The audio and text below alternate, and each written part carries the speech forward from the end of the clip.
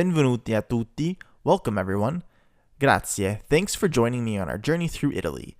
This course is designed to teach you all you need to know to have a solid knowledge of the Italian language.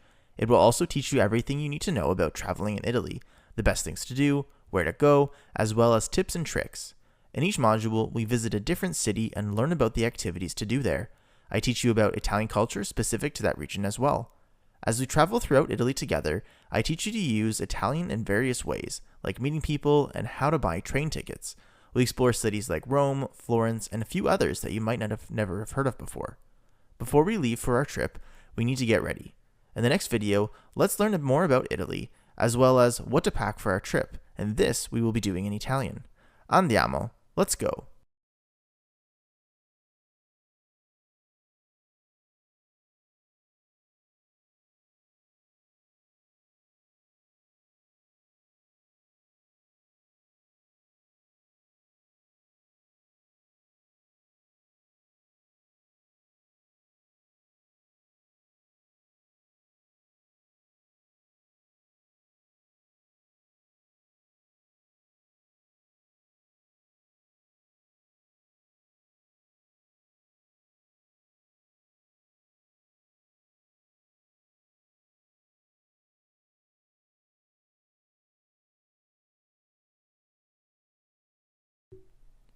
Ciao ragazzi, we're going to prepare for our trip to Italy together. These are some of the things that we need to pack. So we have our backpack, and in our backpack, we're going to be putting il passaporto, the passport.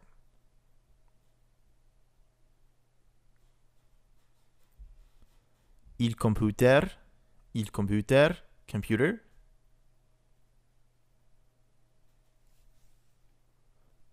Il telefono, phone.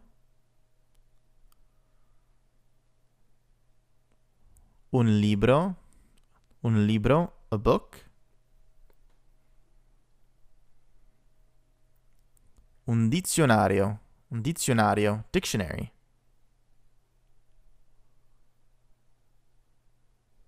I soldi, money. And in our suitcase, we're going to be putting le magliette, shirts. I pantaloni, pants.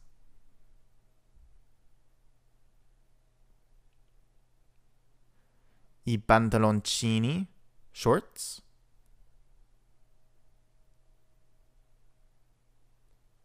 Le scarpe, shoes.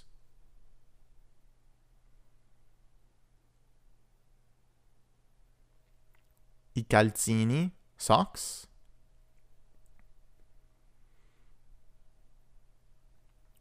Un costume di bagno, swimsuit.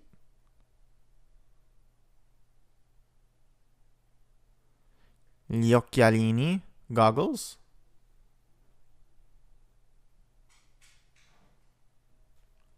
Gli occhiali da sole, sunglasses. Un asciugamano, a towel. Una felpa, a sweater. That's una felpa, a sweater. Lo spazzolino da denti, toothbrush. Il dentifricio, toothpaste. Next, we have lo shampoo, or just shampoo. Il sapone, soap.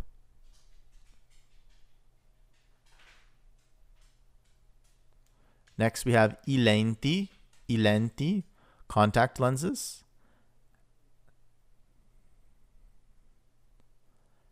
La soluzione per lenti, contact lens solution.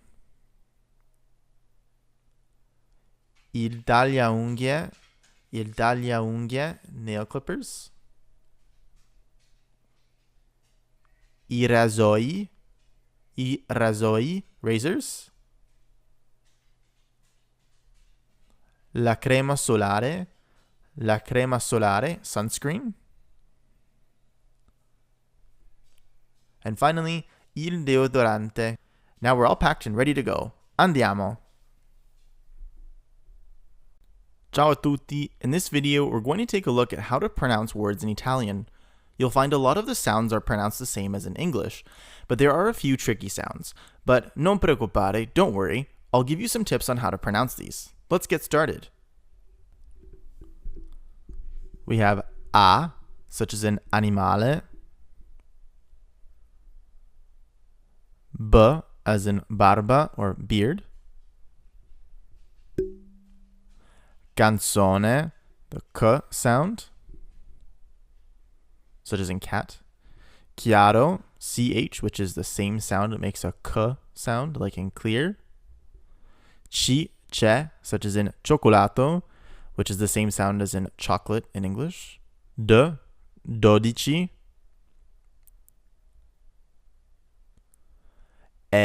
elegante, like pay,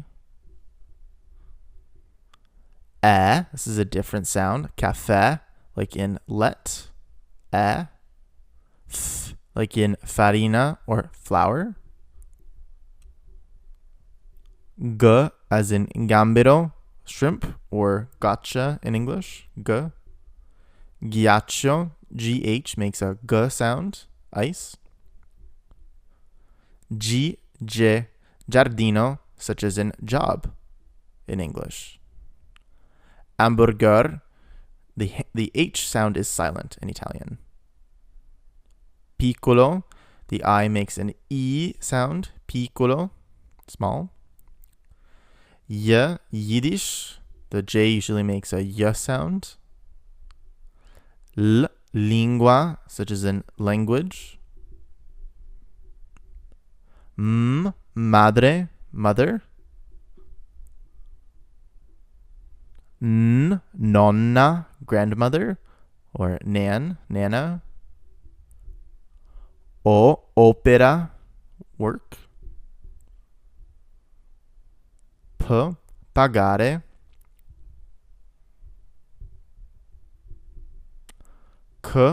Squalo. Q makes a k sound. Buonasera. This is a trilled R, which we don't have in English. Double S is s, casa, cash register, like sister. A single S between two vowels makes a Z sound, casa. Difference between casa, casa. SCI, scienza, scienza. Triste, like in tree. Appunto. Vero, true. W makes the same sound. Weekend, weekend. Xylofono makes a x sound. Xylofono. Makes a y sound just like in English. Yogurt. Zio, uncle, like cats. Zio. The GLI makes a lia, migliore, kind of like the sound in million. Psicologia makes a p sound together. Agnello, like gnocchi. Pronunciation takes a lot of practice. The more words you hear in Italian in context, the easier it will get to practice this pronunciation. I would advise against trying to memorize the pronunciations in this video. Rather, I would make notes and keep referring back to this video as we continue to learn more vocabulary throughout the course, and you can use this video more as a reference as opposed to something to memorize. Ci vediamo! L'Italiano is such a beautiful language. Although it might not be the first language you think of to learn because it is not nearly as widely spoken around the world as French, Spanish, English, Chinese, or Arabic, but there are many useful and practical reasons to learn la lingua italiana. Here are 6 of them.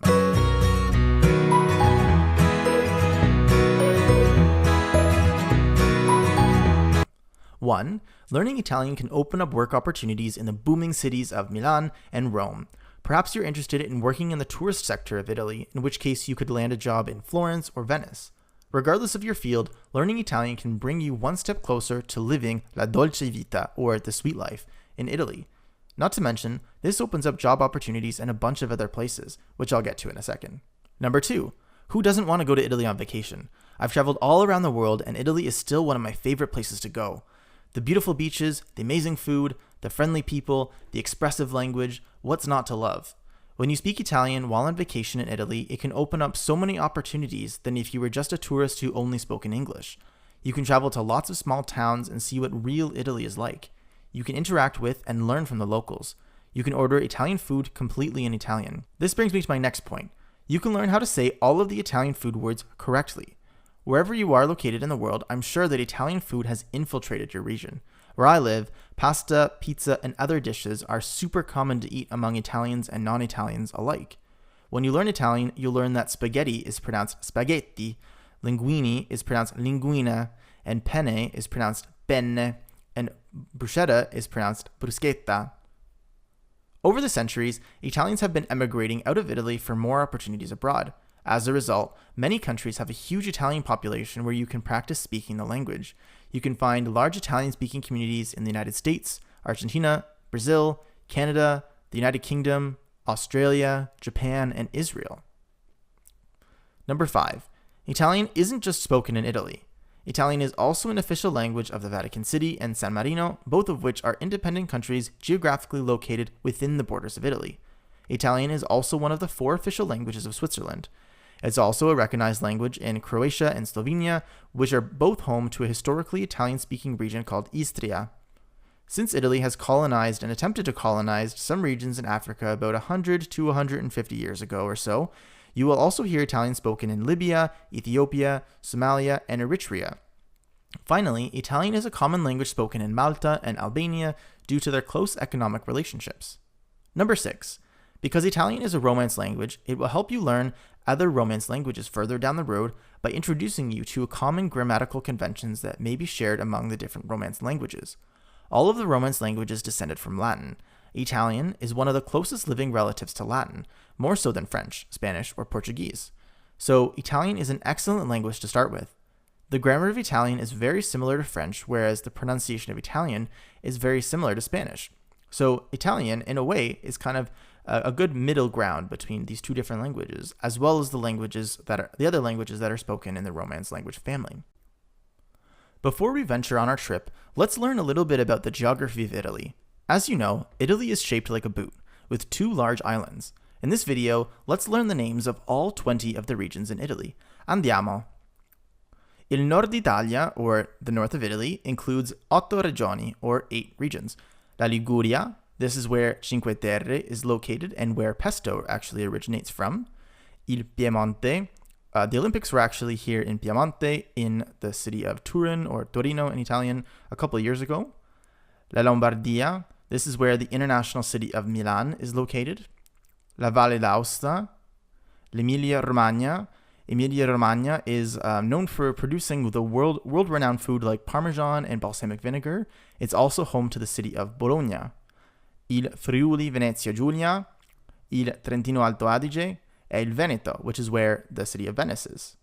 In many of the northern regions, you may hear other languages alongside Italian spoken due to their proximity to France and the German-speaking regions of Switzerland. Il Centro d'Italia, or the center of Italy, includes 4 regioni, or 4 regions. La Toscana, where we find famous medieval and Renaissance cities like Florence, Siena, and Pisa. Il Lazio, this is where Italy's capital city, Roma, is located. L'Umbria, e le Marche. Il Sud d'Italia, or the south of Italy, includes 6 regioni, 6 regions. La Campania, Napoli, or Naples, is located here, as well as the Amalfi Coast. This is the region known for Neapolitan pizza. La Calabria, known for the Calabrian hot pepper, as well as the Nduja Calabrian sausage, which is also quite spicy. La Basilicata, La Puglia, known for orecchiette pasta, or the pasta that looks like little ears. Il Molise, e l'Abruzzo, which is known for its history of city-states, which is why there are a lot of old castles sprinkled around the countryside of Abruzzo. And also Due Isole, or 2 islands. La Sardegna, known for the famous cheese Casumarzu, which has actual bug larvae inside of it. Personally, I've never tried it. Don't know if I'm going to. E la Sicilia, or Sicily, known for cannoli and a bunch of other classic Italian food. The geography of Italy is quite spectacular. For a country of its size, Italy has a huge coastline full of sandy beaches, which makes for lots of fun opportunities for swimming and tanning, and also full of rocky cliffs, which makes for some amazing views. There are the Italian Alps in the north of Italy in Trentino Alto Adige, la Lombardia, e la Valle d'Aosta, e il Friuli Venezia Giulia. There's also the Apennine Mountains, which run right through the middle of Italy, such as through Abruzzo and Le Marche. Italy has one of the only active volcanoes in all of Europe, which is in Sicily. It's called Mount Etna. The variety of terrain available in Italy makes for a very diverse set of wines and olive oils, which are practically grown across the country and internationally renowned. Whether you're flying from New York, Los Angeles, Mexico City, Sao Paulo, London, or New Delhi, let's board our planes and head to Italy. Chances are you might be taking the airline Alitalia, which is Italy's national airline. Our plane is flying into Fiumicino Airport, one of the largest international airports in Italy. The airport is named Leonardo da Vinci Fiumicino Airport after the greatest Renaissance man who was born in Italy, Leonardo da Vinci, or Leonardo da Vinci in English. Fiumicino is the name of the town where the airport is located, just a few kilometers outside of Rome. Once we arrive, we'll pass through border security, grab our luggage, and pass through customs. There is a train that connects Fiumicino Airport to central Rome.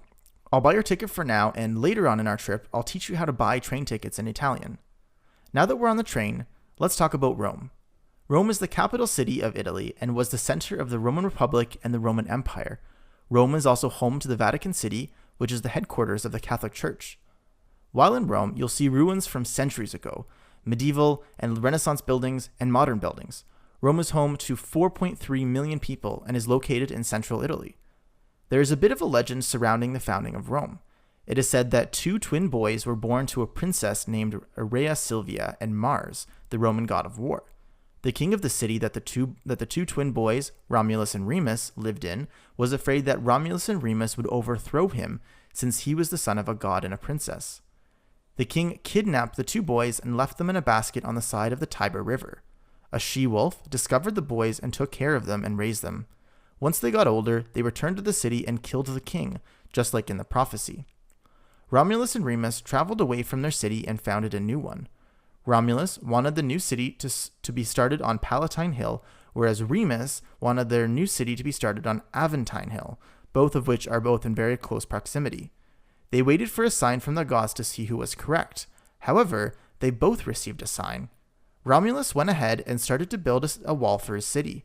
Remus made fun of Romulus's wall and showed him how easy it was to climb over. Romulus got mad and ended up killing Remus. And so it was that Romulus named the city after himself, Rome. This is why a common symbol for Rome is two twin babies being breastfed by a she-wolf. In another video, we'll learn about the different sights to see in the city. Ciao ragazzi! Now that we have arrived in Rome, we're going to first learn the most necessary expressions for us to make it through our time in Italy before we dive into some of the harder elements of the language. Let's get started. We have ciao, which means both hi and bye, so it has two meanings.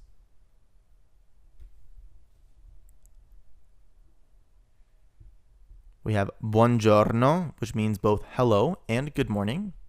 Buongiorno.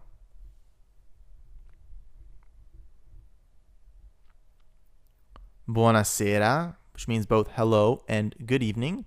You would only normally use buonasera for the evening, not in the morning. Salve, which means hi. It's a little bit formal to say salve, so you'll hear it in restaurants and shops. Benvenuto, benvenuta, benvenuto a or in, welcome to. Benvenuti for multiple people, a or in. Buonanotte, good night.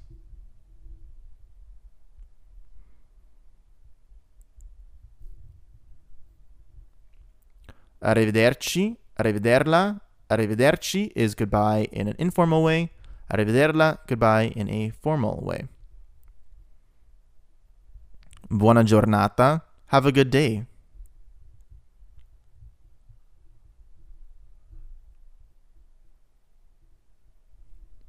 Buona serata, have a good evening.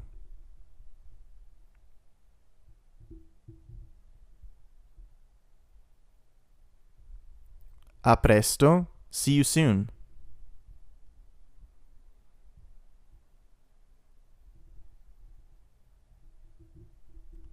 A dopo. See you later.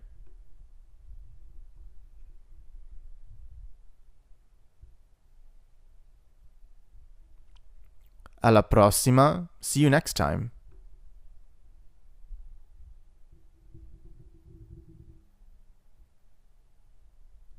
Ci vediamo. See you later.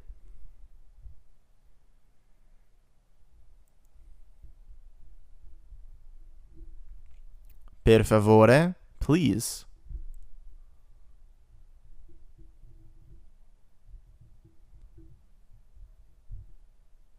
Grazie. Also notice that in a lot of movies they pronounce this word grazie. It is in fact grazie, ie at the end. Prego, you're welcome, or please go ahead, which is something you'll often hear at restaurants when they serve you food. Niente, nothing, usually a response to grazie, kind of like no problem. C'è, there is, c'è.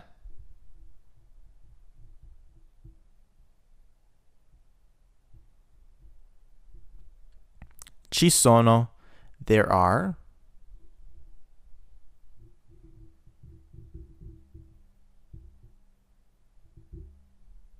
Come stai, which is informal. Come sta, formal. How are you? Come stai, come sta. Tutto a posto, tutto a posto. Everything all right?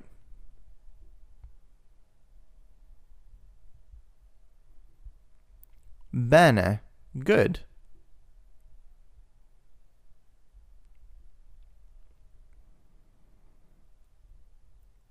Male, bad.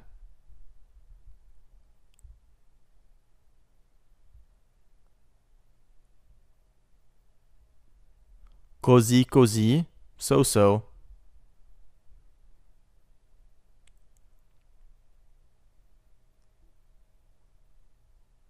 Scusi, which is formal. Scusa, which is informal. Excuse me. Scusi, scusa. Permesso, excuse me, but this is used for when you're passing by a stranger. Excuse me. Permesso. Mi dispiace, I'm sorry.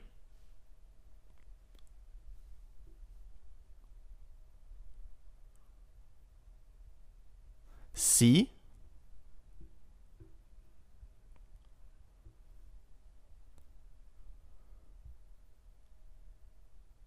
No, which is no, no. If you have a friend, husband, wife, or anyone, try some of the phrases on them to practice and show off your skills. Ci vediamo. Benvenuti a Roma. In this video, I'm going to share with you my top 5 favorite places to visit in Rome, including some that you may not have heard of. Andiamo.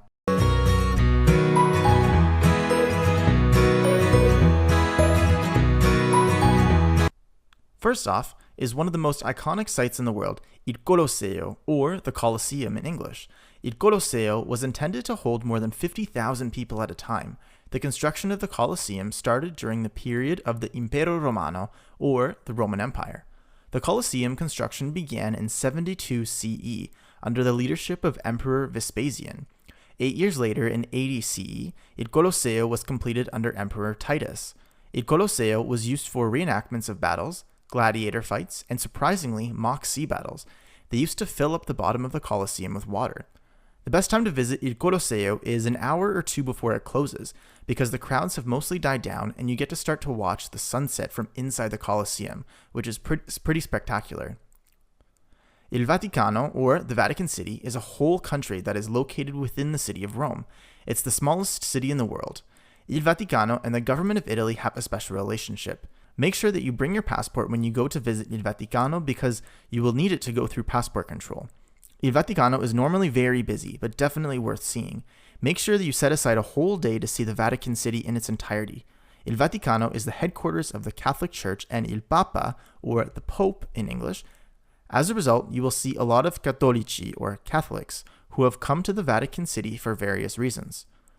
One of the most popular attractions in the Vatican City are I musei, or the museums in English. You can check out all of the cool relics, artifacts, and artwork that the Vatican City has collected over the past 2 centuries. Another popular attraction, which is one of my favorites, is La Fontana di Trevi, or the Trevi Fountain. This fountain is absolutely massive. It spans about 50 meters wide and 26 meters tall. If you've seen any movie that is set in Rome, it's more than likely the film has made a pit stop at this fountain. Built in 1762 by an architect named Nicola Salvi, the fountain is more than 250 years old. The least busy time to visit the fountain is either very early in the morning or very late at night, like after 10 p.m. Try tossing a coin into the fountain and making a wish. Who knows? Maybe it'll come true. My next favorite spot to check out when in Rome is where you would encounter a lot of Romani, which is how you say Romans in Italian. I Romani like to hang out in the neighborhood of Trastevere, which literally means across or beyond the Tiber River, the river that runs through Rome. In Italian, the Tiber River is Tevere, which as a result creates Trastevere, across the Tiber. Trastevere is a little bit out of the way from the main tourist attractions, but this is where normal life happens.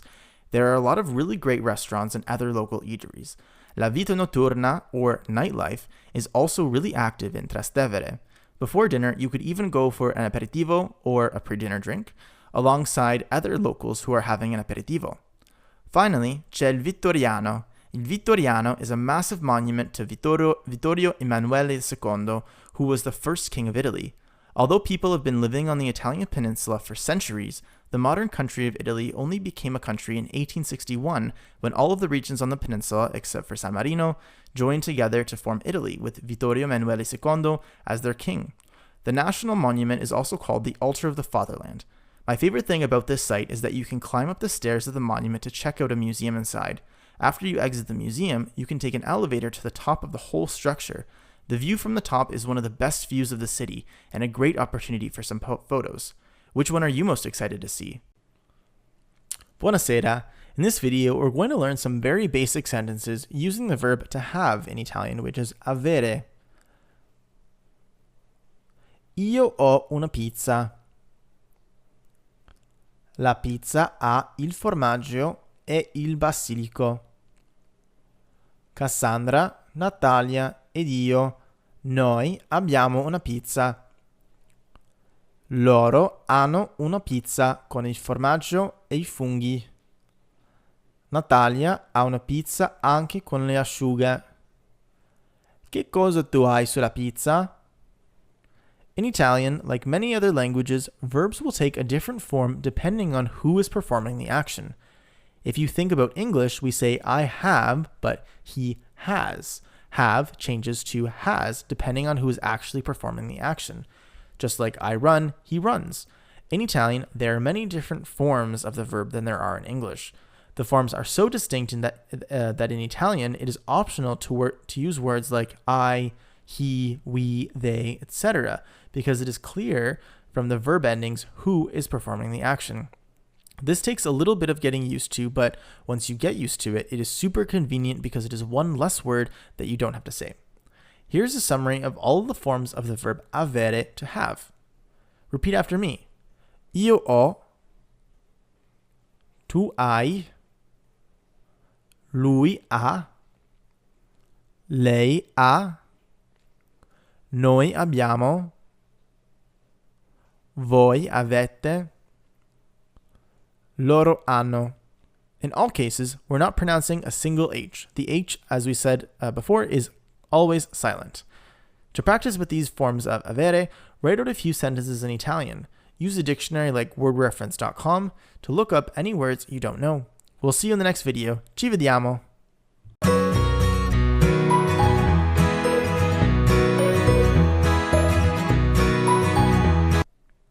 Buongiorno, benvenuto. This video will hopefully help clear up some questions that you may have asked yourself thus far. This video is meant to be an FAQ for someone like you who is just starting off with Italian. Here we go. Question 1. Why do some words start with un, il, la, or others? These small words are called articles. They always come before the noun that it refers to. In English, we only have 3 articles. The definite article in English is the. We say definite because it usually refers to something specific or defined. For example, pass me the cheese. The two indefinite articles in English are a and an. A and an are called indefinite because they generally don't refer to anything specific. For example, pass me a plate or pass me a plate. It doesn't matter which one, just any plate. The difference between a and an is normally an is used before vowels, I believe, whereas a is used for all other words. Italian, though, has a lot more articles because they have an article for masculine words, plural words, feminine words, etc. Un, uno, una, and un apostrofo with an apostrophe all translate as a in English. Uno can come before a masculine word that begins with gn, z, ps, x, y, or s plus another consonant. So like sp, s, I can't think of another one, but usually sp is the most common one that you will come across. Un can come before all other masculine words. Una can come before a feminine word that begins with a consonant, whereas un apostrofo, the un with an apostrophe, can come before a feminine word that begins with a vowel. Per esempio, un albero, un cane, uno zio, uno specchio, una televisione, una chitarra, un'arancia, una marena. Il, lo, la, e l'apostrofo, li, I, and le all mean the. By now you might be thinking, what? How can all those words mean the in English? But it's a similar situation with a, like we just learned. Here's the difference between all of them. Lo can come before a singular masculine word that begins with gn, z, ps, x, y, or s plus another consonant, so exactly like uno. Il can come before all other singular masculine words that begin with a consonant. El apostrofo can come before any singular word that is either masculine or feminine, but begins with a vowel. La can come before any singular feminine word that begins with a consonant. Li can come before plural masculine word that begins with gn, z, ps, x, y, s plus another consonant or a vowel. So basically, lo and el apostrofo, if masculine, would become li when plural. I, just the I, can come before all other plural masculine words. So il becomes I when plural. Le can come before all plural feminine words. So la or el apostrofo, if it's feminine, becomes le when plural. Per esempio, il cane, I cani, lo zio, gli zii, l'albero, gli alberi, la televisione, le televisioni, l'arancia, le arance. So here's a summary of what we've just learned. It might be a good idea to copy this chart down in your notes.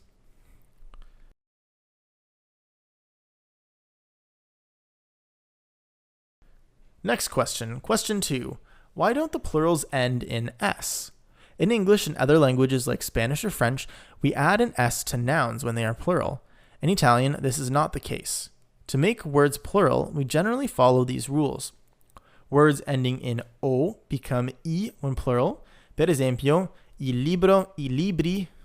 Words ending in I become I, or when plural. Per esempio, il limone, I limoni. Words ending in a become I when plural. Per esempio, la macchina, le macchine. If a word ends in a consonant, the ending does not change. Per esempio, il computer, I computer. If a word ends in a vowel with an accent on it, the ending also does not change. Per esempio, l'università, le università. If a word ends in CG plus I or E plus a vowel, the IE is usually dropped since normally we would be adding an E or an I to make it plural, so we would have a bit of a duplication. When singular, the role of the first I or E, such as in arancia, is to make the C soft. G and C are pronounced soft ch, j before E and I, and pronounced hard k, g before A, O, or U, and consonants. Since we are adding an E or an I when making the word plural, the initial EI is generally not needed and removed. Per esempio, l'arancia becomes le arance without an I. La spiaggia becomes le spiagge without an I. There are a few irregular plurals in Italian, but most of them are regular because most of them are irregular because they were borrowed from other languages like English or ancient Greek. Last question, question 3. How can you tell if a word is either masculine or feminine? You're very lucky that you decided to learn Italian and not French or German. In French or German, you basically have to memorize which words are feminine or masculine. Fortunately, you decided to learn la bella lingua, l'italiano, and it is generally quite easy to determine whether a word is masculine or feminine. When singular, if the word ends in o or o, it is masculine. If the word ends in a, it is feminine. When plural, if the word ends in e, it is feminine. If the word ends in e when singular and I when plural, it is a bit harder to tell if it is masculine or feminine.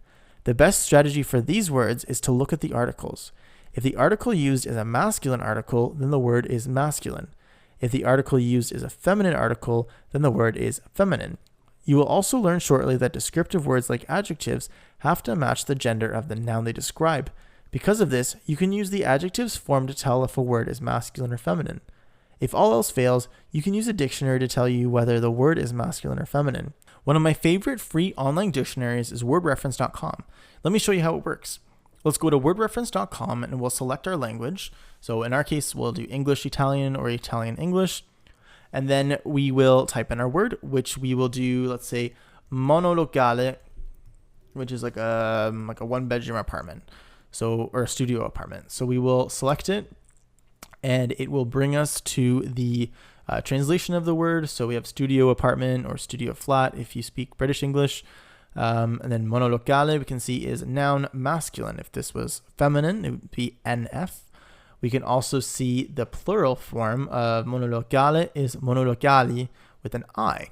So that's really useful because if we're not really sure what the gender of a noun is or how to make a plural, we can always go to wordreference.com to help guide us. We can also use a dictionary as well to look up whether it's a masculine or feminine word, and that should help guide us to tell us whether or how it should be plural. So that's it for this video. Let me know if you have any other questions and I'll be happy to answer them or include them in a future lesson. Alla prossima! Ciao a tutti! In this lesson, let's talk about the ways you can describe yourself.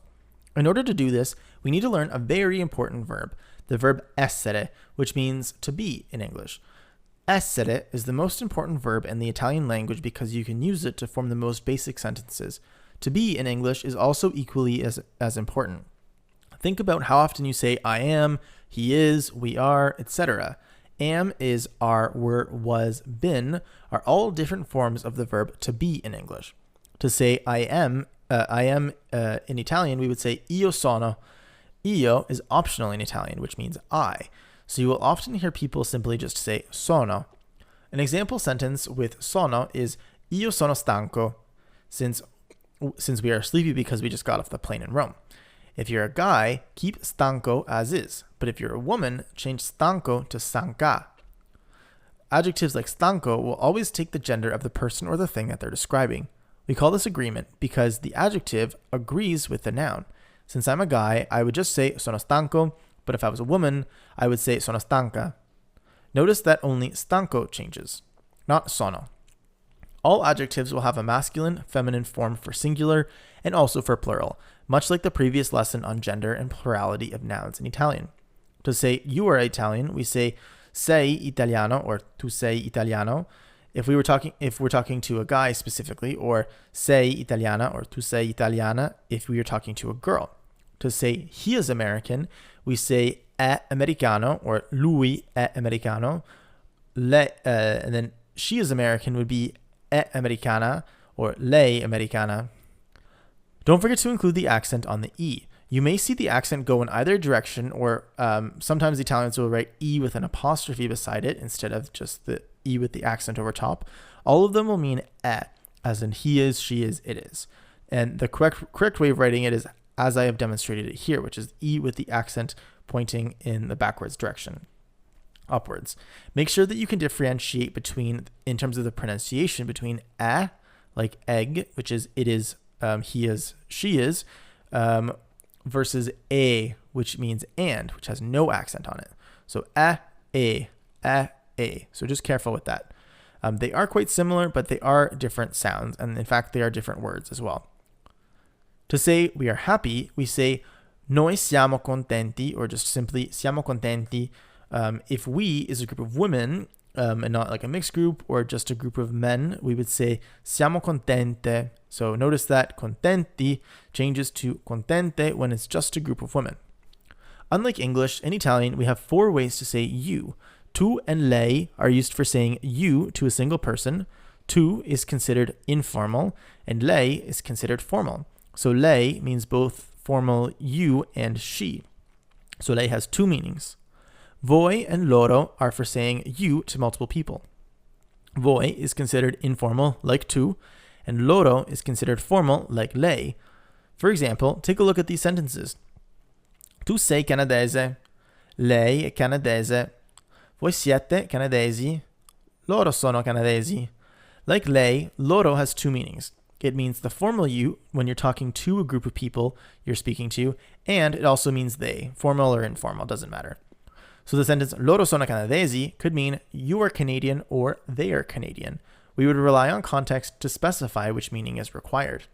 In summary, these are the conjugations of the verb essere. Let's practice the pronunciation together. We have io sono, tu sei, lui è, lei è, noi siamo, voi siete, loro sono. Here are also some descriptive words that you might use to describe yourself. We have americano, americana, americani, americane, American. Canadese, canadesi, Canadian. Indiano, indiana, indiani, indiane, Indian. Brasiliano, brasiliana, brasiliani, brasiliane, Brazilian. Inglese, inglesi, English. Cinese, cinesi, Chinese. Tedesco, tedesca, tedeschi, tedesche, German. Contento, contenta, contenti, contente, happy. Triste, tristi, sad. Confuso, confusa, confusi, confuse, confused. Perduto, perduta, perduti, perdute, lost. Bello, bella, belli, belle, beautiful. Giovane, giovani, young. Vecchio, vecchia, vecchi, vecchie, old. Grande, grandi, big. Piccolo, piccola, piccoli, piccole, small. Try forming some sentences with these words and the verb essere to practice what we have learned in this lesson. Ci vediamo a Firenze. Benvenuti a Firenze. Firenze, or Florence as it's known in English, is the city that we are traveling to next. Rather than flying, we are going to take the high-speed train from Rome to Florence. It should take about an hour or 2, so not too long. Just sit back and relax as I talk to you about some important facts about the beautiful city of Firenze. Firenze was the heart of the Italian Renaissance.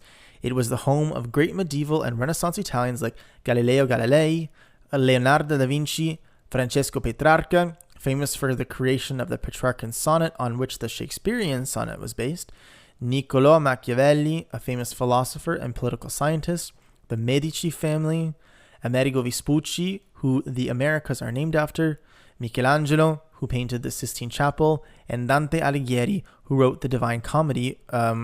One of the books is called the Inferno, which is the most common outside of Italian circles.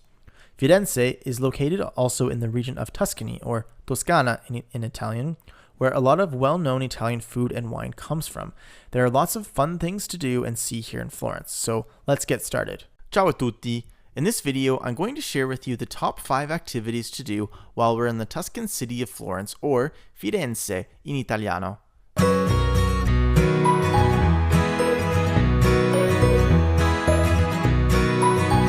Numero 1. Piazza del Duomo. As you wander throughout central Florence, it will be hard to miss La Piazza del Duomo. La Piazza del Duomo is where we find La Cattedrale di Santa Maria del Fiore, or the Cathedral of St. Mary of the Flower, which is known for its white and green striped exterior.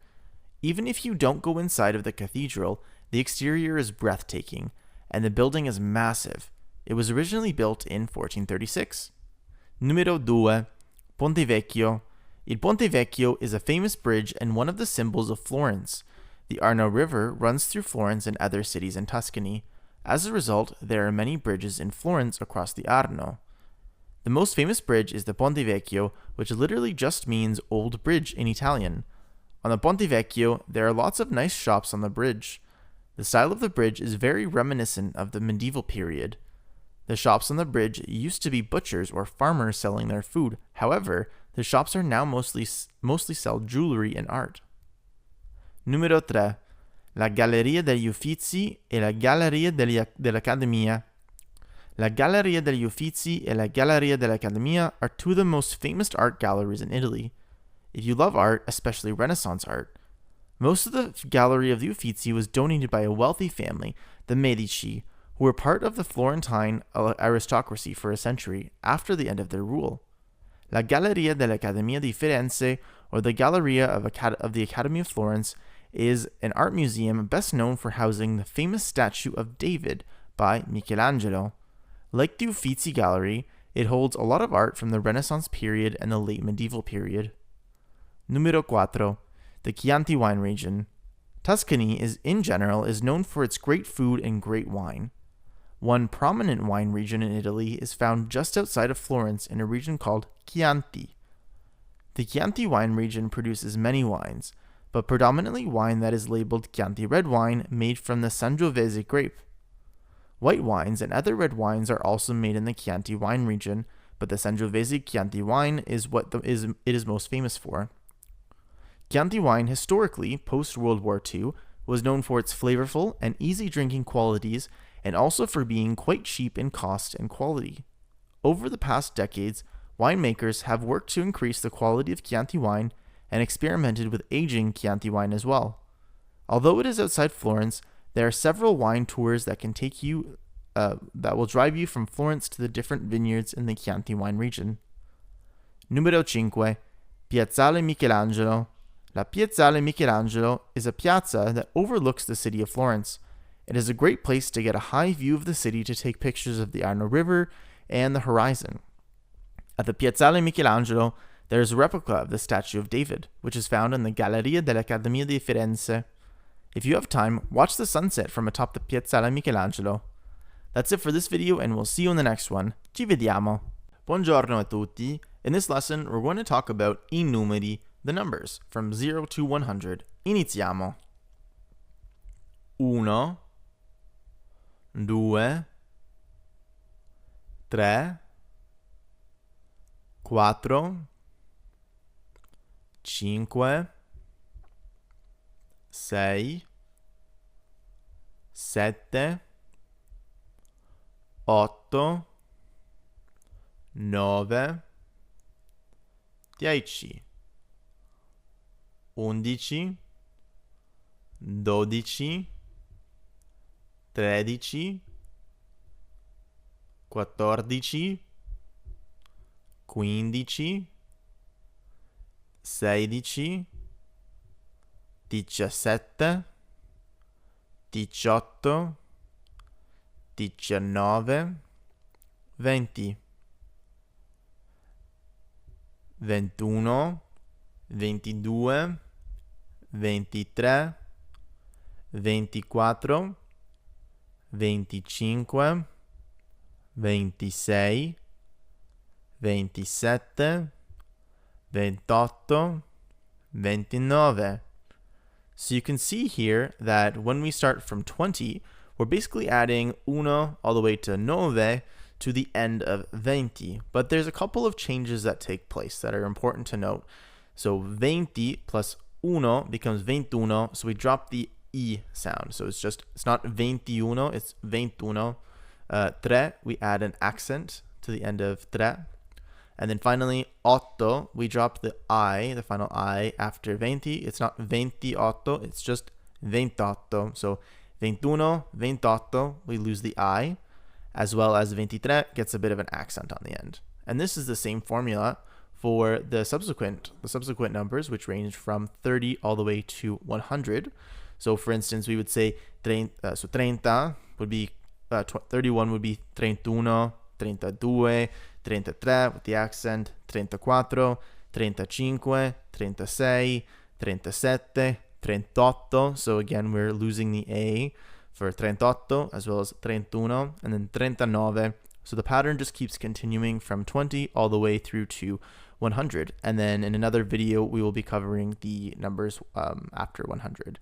So we have 30, 30, 40, 40, 50, 50, 60, 60, 70, 70, 80, 80, 90, 90, 100, 100. Ciao ragazzi, this lesson is going to focus on telling the time in Italian. This information will be useful when checking times for the trains and purchasing the correct train ticket. Let's get started off with some key words. Subito, right now. Ora, adesso, now. For example, andiamo ora or andiamo adesso. Un'ora, an hour. Per esempio, andiamo in un'ora o 2 ore. Are we going in 1 hour or 2 hours? Un minuto, a minute. Un secondo, a second. Un orologio, a clock. In orario, on time. In arrivo, arriving. In partenza, leaving. In ritardo, late. La mattina, morning. Il pomeriggio, afternoon. La sera, evening.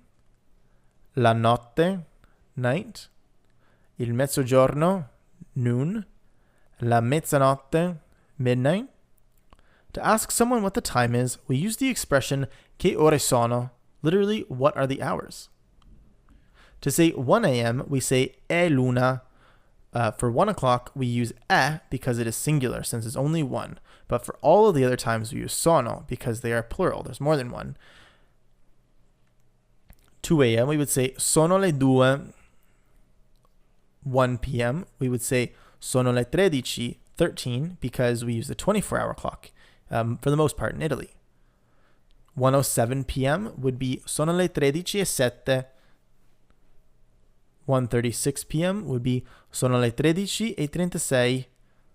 If you don't want to specify the exact number, we can use other words like half and quarter to tell the time. Per esempio, 3:15 p.m. would be sono le 15:15, literally 3 p.m. and a quarter. 3:30 p.m. would be sono le 15:30, literally 3 p.m. and a half. 3:45 would be sono le 16 meno un quarto, literally 4 p.m. minus a quarter. Or, if you think about like in English, it would be 3:45. In Italian, you have the option to use the 12-hour clock or the 24-hour clock. Both are very commonly used, much more so than in English. If anything, I would say the 24-hour clock is used more often than the 12-hour clock is. If you are using the 12-hour clock, make sure that you are specifying the time of day, because in Italian, there's no words like AM or PM. So instead, we would say è l'una di mattina, it's 1 in the morning. È l'una del pomeriggio, it's 1 in the afternoon.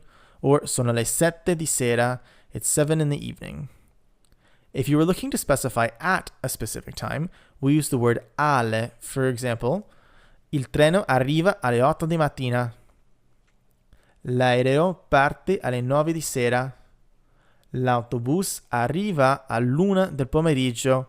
Because 1 p.m. or a.m. is singular, whereas the other numbers are plural, we use a different variation of alle, which would be all, al. As you go about your week, try to practice saying the time to yourself in Italian. If you use an agenda or a calendar, you can even write out the times for your appointments in Italian for practice. We'll see you in the next lesson. Italy has a pretty extensive train network. In this video, I will share some important information about how the trains in Italy function, so that you're prepared when you visit Italy. The main train company in Italy is called Trenitalia, which literally means Train Italy, and there are different types of trains. There are regionale or regionale veloce, so regional or fast regional, which bring you outside of the region that you're in. Remember that there's 20 regions in Italy. Regionale veloce is faster than just the normal regionale because it has about half of the stops that a normal regionale train would take. In both cases, a reservation is not normally needed. You can either purchase your ticket online in advance or purchase a paper ticket from an electronic kiosk at the station. If you purchase a paper ticket from the kiosk at the station, you'll have to validate your ticket using a green validation machine once at the platform. If you don't validate your ticket, you risk getting a fine. You don't need to validate your ticket if you purchase it online, though. However, if you plan on purchasing your ticket online, which is what I recommend and I find the easiest, you can only buy the Regionale Veloce or Regionale tickets online so many days in advance. The good thing about the Regionale or Regionale Veloce is that the prices are fixed, so they don't change if you wait until the last minute to buy the tickets. You also don't normally have assigned seating, so you might have to stand if the train is very full. The good news, though, is normally the Regionale and Regionale Veloce don't fill up, so you can wait until the last minute if you choose to. Intercity train tickets must be purchased in advance, which you can do online, and you can choose your seat on the train. So it is assigned seating. On your ticket, you'll be given a car number or carrozza, which is the word for car, for like a train car in Italian. Pay attention to the car numbers as the train is pulling up to the platform so that you don't have to walk through the whole train to get your seat. Intercity trains go to medium-sized and larger cities, so they will be a bit slower than the high-speed trains. Like the intercity trains, the tickets for high-speed trains must be purchased in advance, which can also be done online. You can choose your seats when you buy the train ticket online. The three main high-speed trains that operate in Italy are the Frecciarossa, Frecciargento, and Frecciabianca, and the last words, Rossa, Argento, and Bianca, take their names from the colors that the trains are. So we have Rossa, the red train, red fast high-speed train, the Argento, silver, and then Bianca, white. Frecciargento and Frecciabianca, so this is the silver and the white, only reach a speed of 250 kilometers per hour, whereas the Frecciarossa reaches a speed of 300 kilometers per hour. While you're on the train, a train inspector may come around to check everyone's tickets. If you have a paper ticket, they will check if it has been validated. It can only be validated at the station, not while you're on the train. If you have an electronic ticket that you purchased online, you will have to pull it up on your phone. Make sure that you have data on your phone, or make sure to have a screenshot of the tickets if you don't have data to show the train inspector. Usually on the high-speed trains there is Wi-Fi, so worst case scenario, you can always use the Wi-Fi that's on the train if it's functioning. Not always 100% accurate, so just keep that in mind.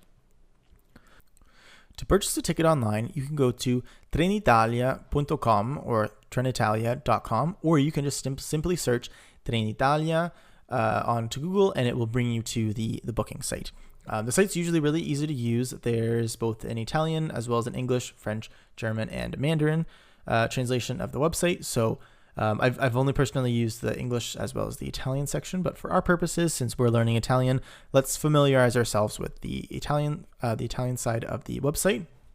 So say we wanted to go from Roma to Firenze. So we would make sure that we're picking the right station for Roma, and I'll talk a little bit later about the different types of stations in Roma, but for now let's choose Roma Termini, which is one of the more central stations, and then let's go to Firenze, and the central station in Firenze is Firenze Santa Maria Novella.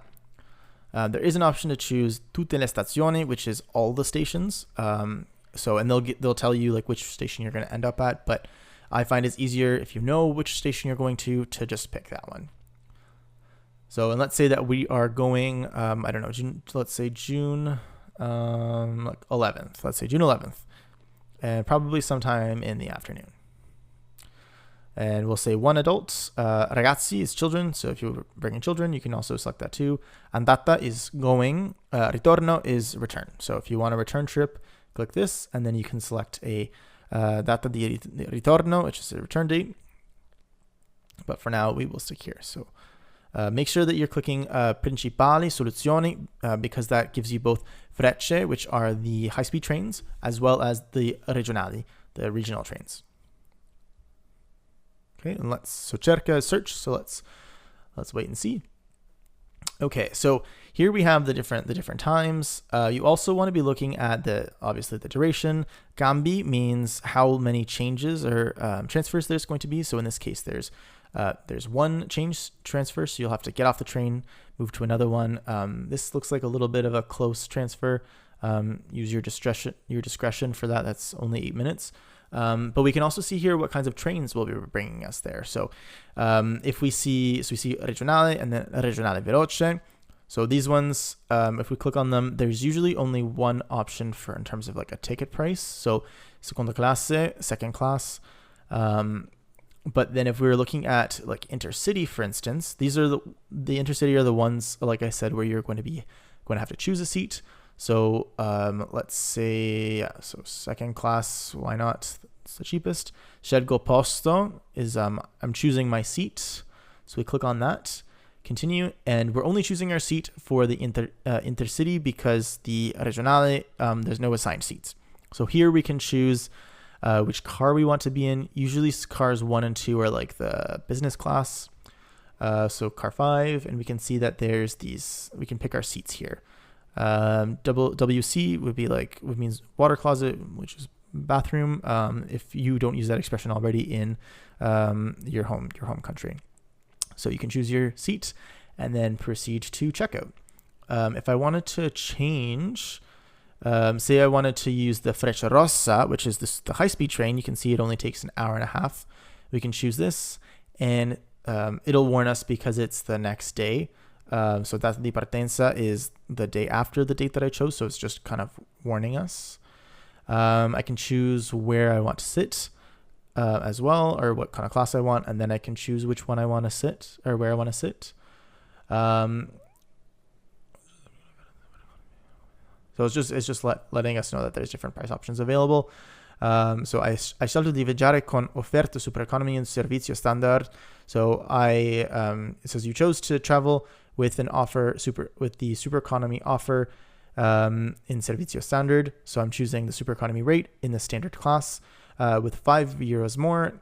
I can still travel with the super economy rate, but with the premium service. So they're saying $34.90 I can for only €5 more. So something I might consider. Why not? I'm not actually booking a ticket, so whatever. Here it looks like only car 6 is available to me, probably because it's the only car that is the premium section, but others would be available, of course, if you chose a different class. And I can choose which seat that I want to deselect the one. Okay, so, and with most of the trains, you'll see that there's a little table in the middle there. So in this case, I would be, 11C, D, 12C, and 12D would be facing each other. If you don't want to be facing someone, it might be better to choose like one of these, which don't have a table. So just something to consider. Rome has 2 main stations. There's Termini and Tiburtina. Depending on where you're going, one is probably better than the other. They are about equally as large, but Termini is a bit bigger and a bit better connected than Tiburtina. Firenze, or Florence, has 2 main stations. Santa Maria Novella, which is the one that you probably want. It is the larger one, and it is the most well-connected. And Firenze Campo di Marte, which is a little bit smaller, but brings you further into Florence. Venezia, or Venice, also has 2 main stations. Venezia Mestre, which is on the mainland, and Venezia Santa Lucia, which is in central Venice, which is the one that's on the water. So if you're going to the Venice with canals and the one that's on like the island, then you're going to want to be going to Venezia Santa Lucia. However, Venezia Mestre is definitely the larger terminal and is much more well connected to all the other cities that are nearby. So but usually if you take a train to Venezia Santa Lucia, it ends up stopping at Venezia Mestre, which is the one that's on the mainland. Most cities tend to have multiple stations. However, most cities, unlike Roma, Firenze, and Venezia, have like a central station with the word central in the name. So Bologna, Milano, Bari, Napoli, will all have like a centrale, a central station. So you don't usually have to worry about which one to go to. Google Maps is also a good resource to figure out which train station to arrive at. In some cases, it might be easier to walk a little further from a station to your hotel than to wait a while for another train to take you closer. So hopefully that helps you while you're in Italy. Buongiorno. In this video, we're going to be talking about how to introduce yourself to a stranger on a train in preparation for when we take the train from Firenze to Milano or from Florence to Milan.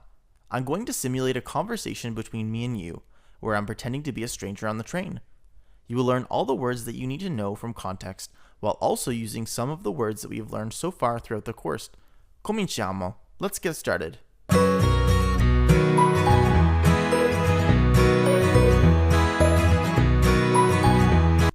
So let's begin. Ciao, come ti chiami? Hi, what's your name? So it's important to know that I'm the red, and whenever you see the green, like the next slide, that you will know is your cue. So you should now reply by filling in the blanks. How would you say "and you"?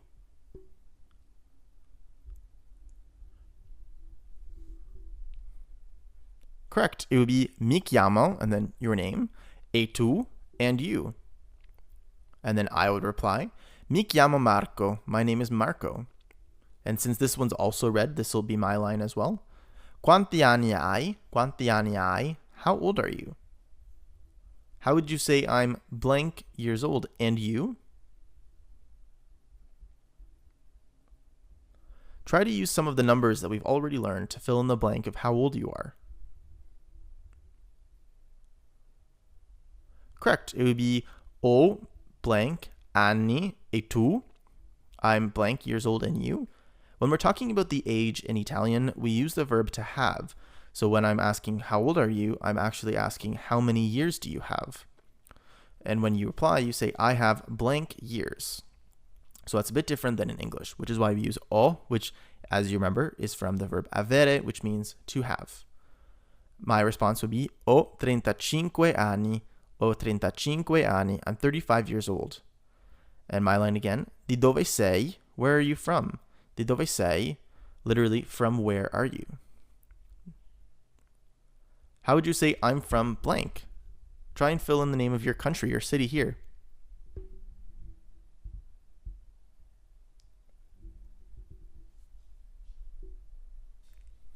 Good job. So it can really be anything. So for instance, you could say sono di Inghilterra, from England, sono di Francia, from France, sono di India, from India.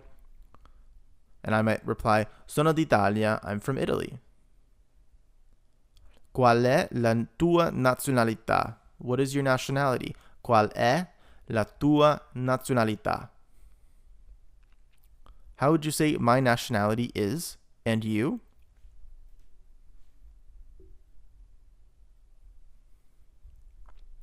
Correct. You'd say la mia nazionalità è inglese, francese, indiano, whichever it is. E tu? I would reply, sono italiano. I'm Italian. How would you say how would you ask me when is your birthday?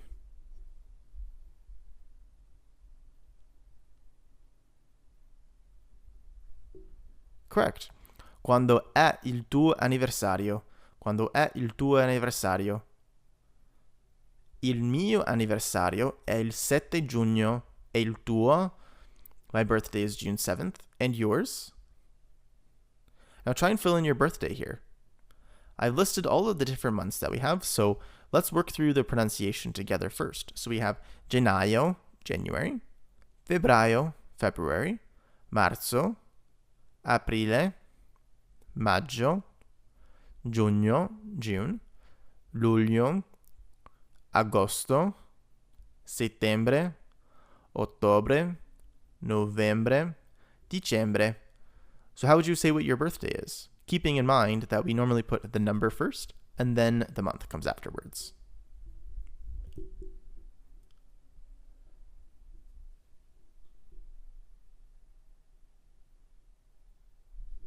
Correct. It would be il mio anniversario è il, and then the date of your birth. So for me, it was il 7 giugno. So you can put whatever yours would be right there.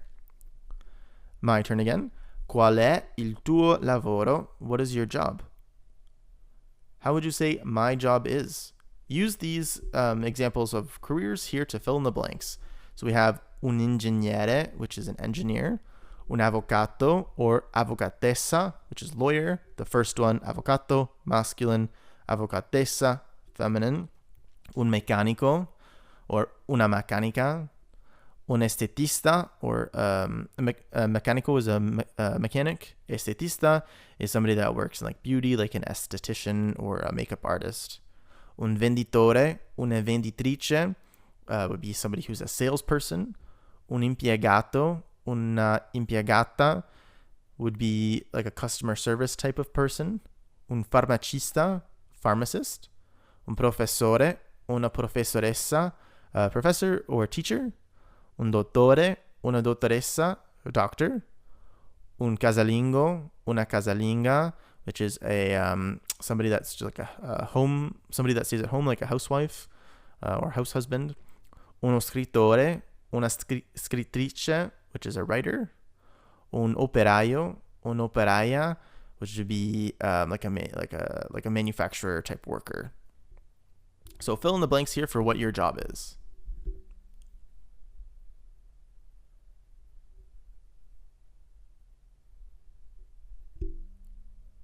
Correct. Il mio lavoro è, and then you can say un ingegnere. Il mio lavoro è un venditore, whichever one applies to you. For me, il mio lavoro è un professore. My job is a professor. How would you ask me, what is my phone number? Or what is your phone number specifically?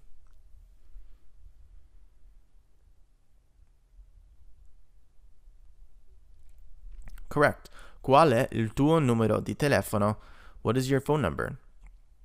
And then I would reply, il mio numero di telefono è 333-613-0602. So my phone number is 333-613-0602. Okay? So what is your phone? And how would you say my phone number is? This is when the numbers are definitely going to come in handy.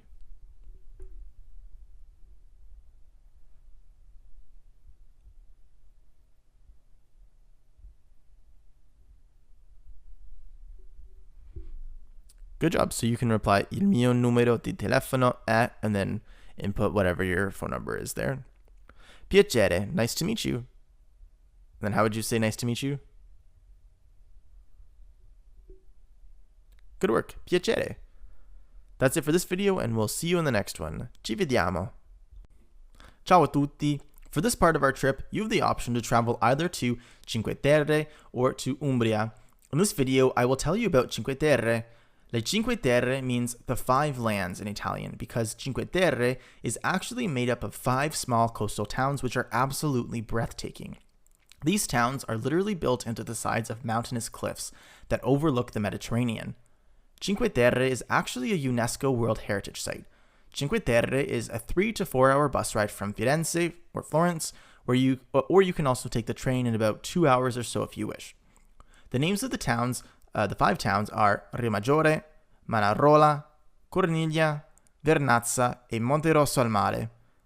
There was a walking path that connected all 5 towns from the most southern town, Rimaggiore, to the most northern town, Monterosso al Mare, but part of the trail between Rimaggiore and Manarola is closed, which is the second town.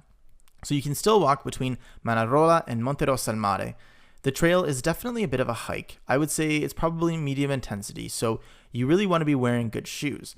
There's a lot of uphill and downhill, but you certainly are not rock climbing or putting your life at any great risk by any means.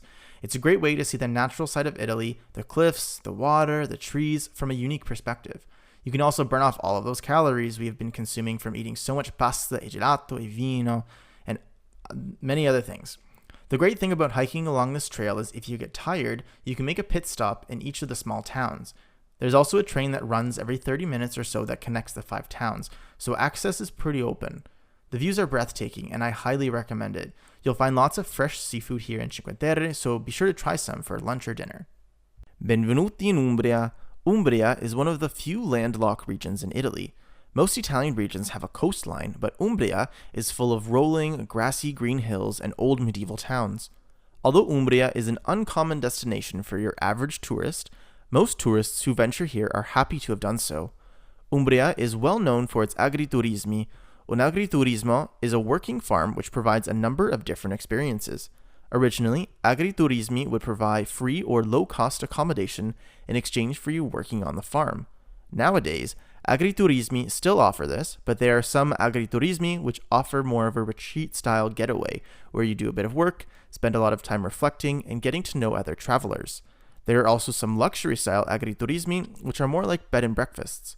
If you choose to come here instead of going to Cinque Terre, we will need to take a train or bus from Florence, Firenze, to Perugia, which is one of the main cities in Umbria. From there, our agriturismo will pick us up from the train station. One of the cool things about agriturismi is that in order to qualify as an agriturismo, they have to produce a certain amount of their own food. Lucky for us, that means we'll get to taste some amazing local food at these agriturismi.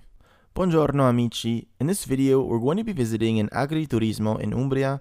Upon meeting a new friend at the agriturismo, we start talking about our family. In preparation for this, let's learn a few important words that relate to family. We have la madre, mother, il padre, father, la sorella, sister, il fratello, brother, il figlio, son, la figlia, daughter,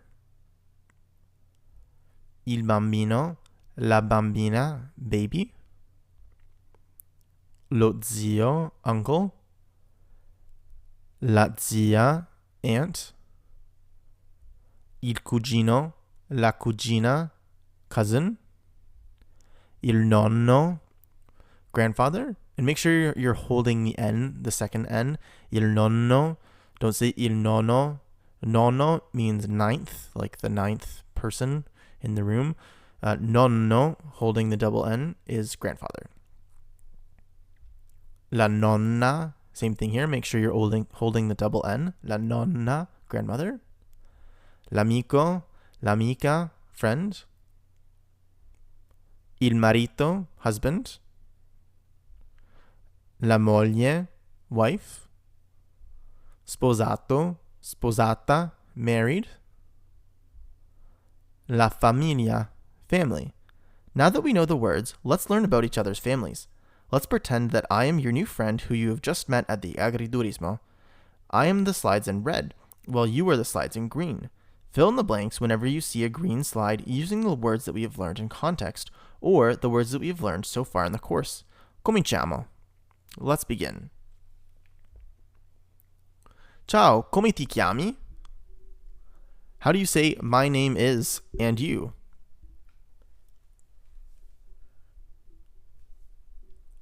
Correct. Mi chiamo, and then your name. E tu? Mi chiamo Giovanni. My name is Giovanni. Quanti anni hai? How old are you? How would you say I'm blank years old and you?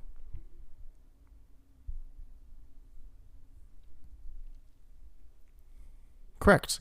Ho blank anni. E tu? Ho 35 anni. I'm 35 years old. Di dove sei? Where are you from? How do you say I'm from and then your country or city?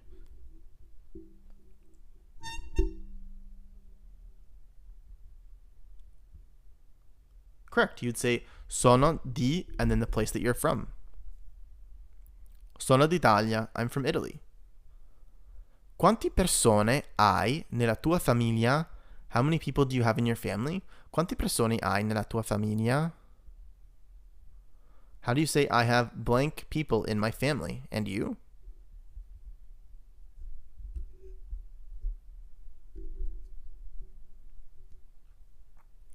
Correct. Ho blank persone nella mia famiglia. E tu? Ho 5 persone nella mia famiglia. I have 5 people in my family. Quanti fratelli e sorelle hai? How many brothers and sisters do you have? Quanti fratelli e sorelle hai? How do you say I have blank brothers and blank sisters?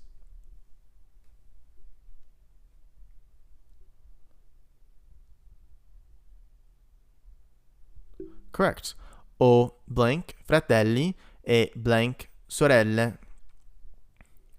Ho un fratello e una sorella. I have one brother and one sister. So notice the difference between the plural, fratelli, sorelle, and the singular, fratello, sorella. Come si chiama tuo padre? What is your father's name? How would you say my father is named?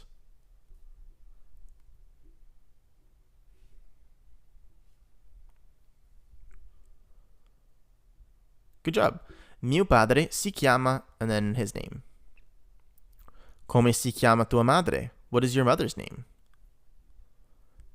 Now this one's all on you. How do you say my mother's named blank?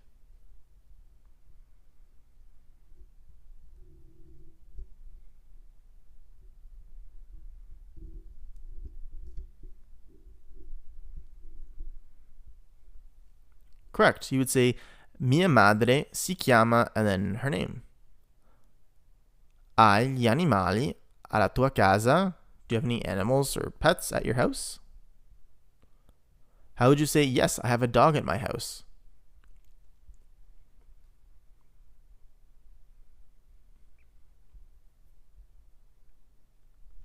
Correct. Sì, ho un cane alla mia casa. Yes, I have a dog at my house. Piacere, nice to meet you. And how do you say nice to meet you again? Good job, it's piacere. Great work in this lesson, and we'll see you in the next one. A presto. Ciao ragazzi, in this video we're going to talk about the possessive adjectives, or in other words, how to say my, your, our, their, etc. in Italian. This will be really helpful when we're talking about our family or things that belong to us. Let's get started. Every time we say my, your, our, we always will say the in Italian. So when I say my book, I'm literally saying the my book, or the your book, or the his book.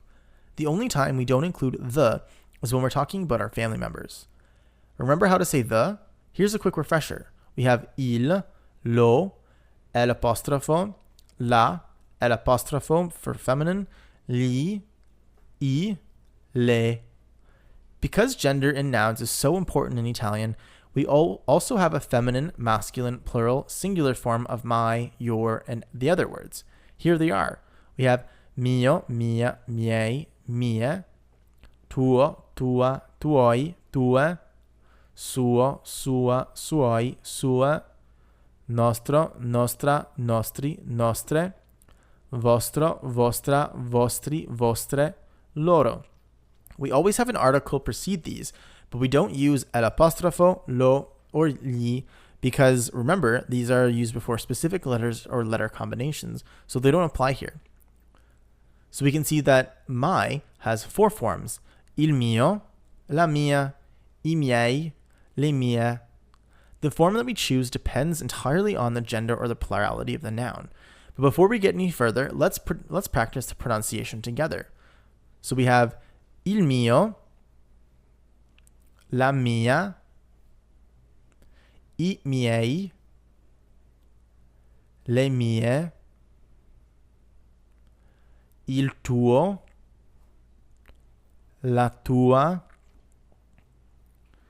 I tuoi, le tue,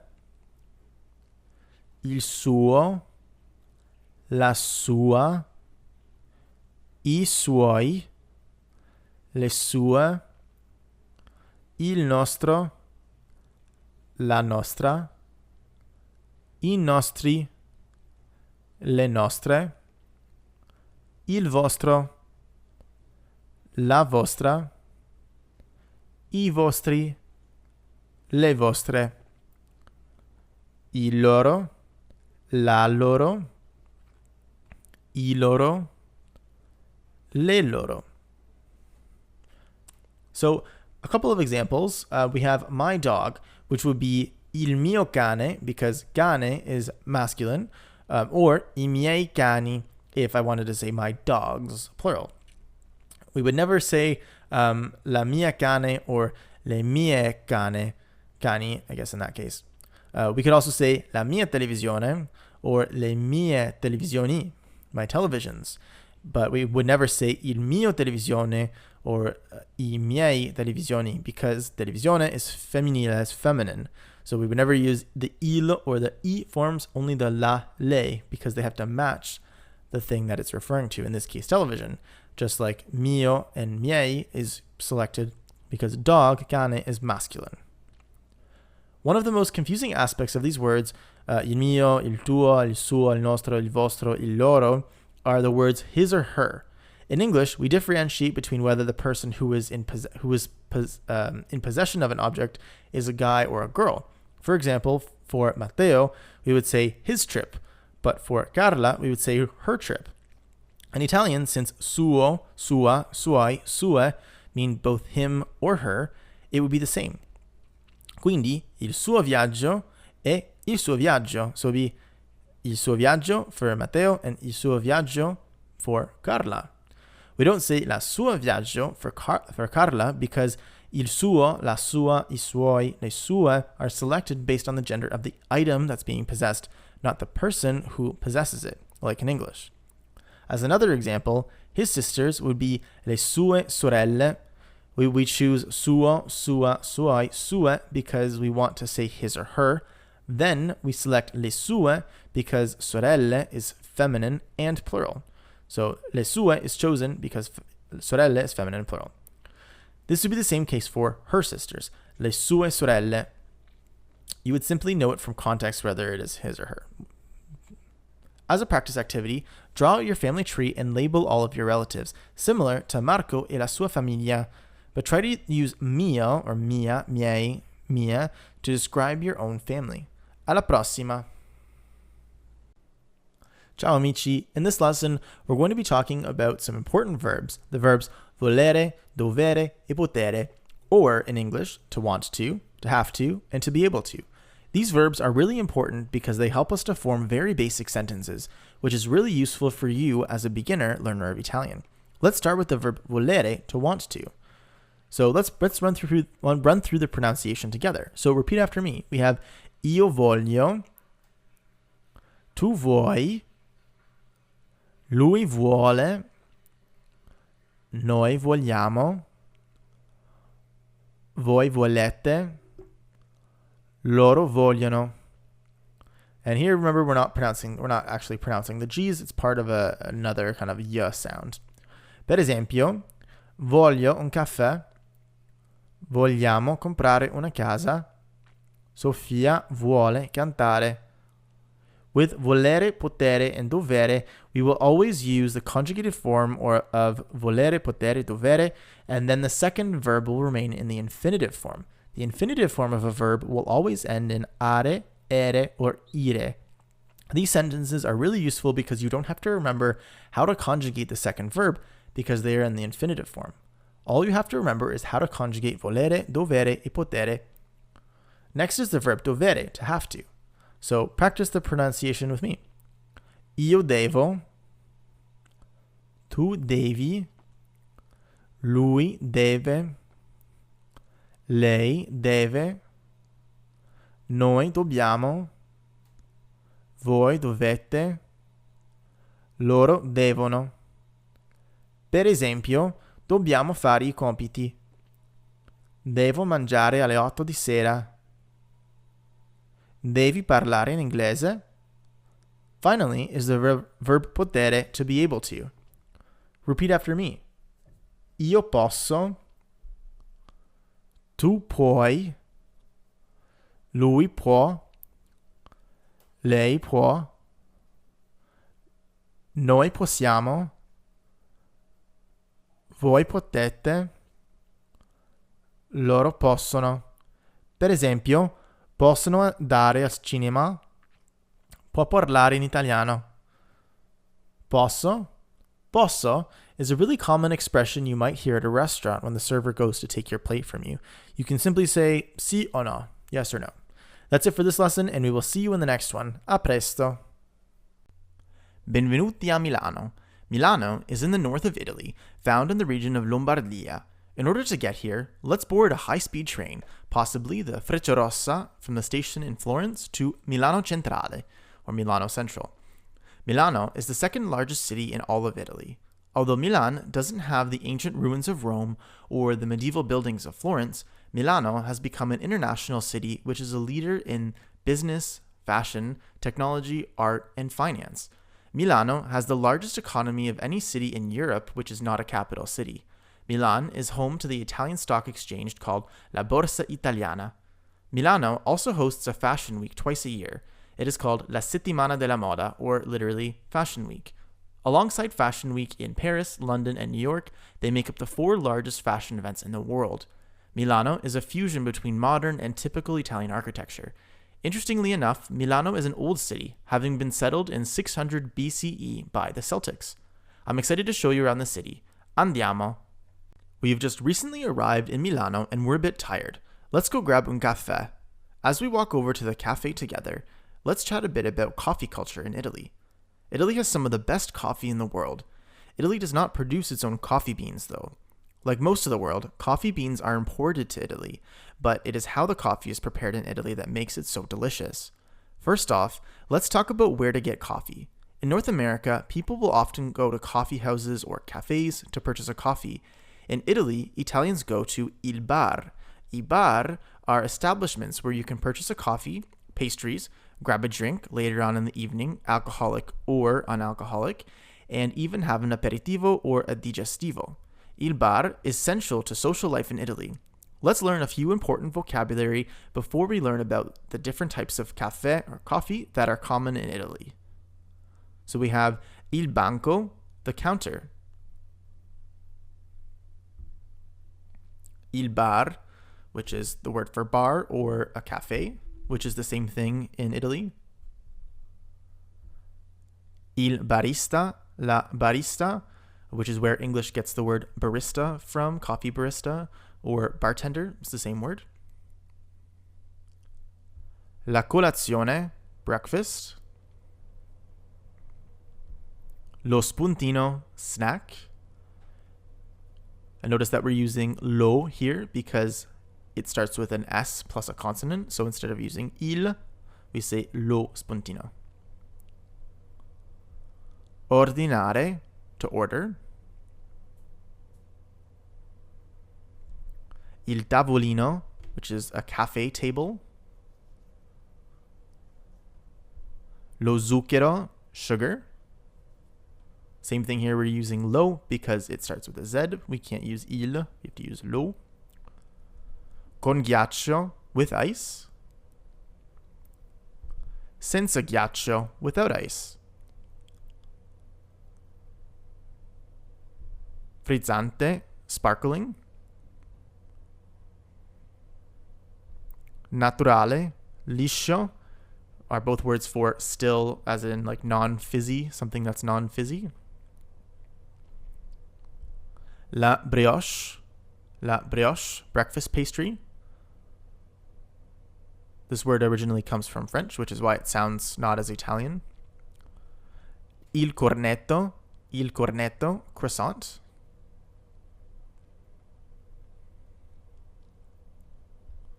Il pasticcino, pastry, like un canolo or cannoli. Il panino is a small sandwich. La spremuta, fresh juice. Il tè, tea. Al cioccolato, with chocolate. Al pistacchio, with pistachio. Notice in Italian we have 2 C's in the word pistacchio, and we pronounce it with a K sound, pistacchio, instead of a sh. Alla marmellata, with jam or marmalade. Usually it would be an orange or citrus kind of marmalade or jam. Alla crema, with cream, which is almost like a custard. Integrale, whole wheat or multigrain. And finally, semplice, which is just plain. Buongiorno, amici miei. Foreigners are often confused by the number of different varieties of coffee that are available to them when traveling to Italy. There are a seemingly infinite variety of coffees that you can get while in Italy. Let's talk about some of the most popular.